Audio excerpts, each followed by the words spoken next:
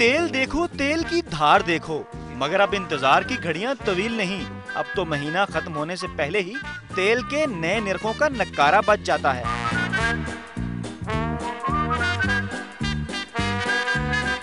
दुनिया भर में तेल जमीन से निकलता है, लेकिन हमारे यहाँ ये सरकारी गाड़ियों से भी निकल आता है।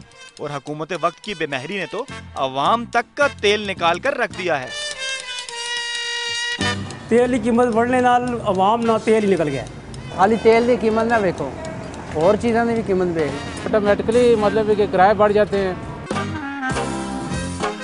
कभी दूध की धारें बख्शवाने के लिए नाकों चने चुबाने पड़ते थे, मगर अब यही काम तेल की धार के लिए करना पड़ता है। और 32 तो दूर, बहुत दूर की बात, तेल की सिर्फ एक धार के लिए भी उधार की नौबत आ जाती है। 5000 रुपये तनख्वाह होती है, 100 का तेल रोज का पाई जाए।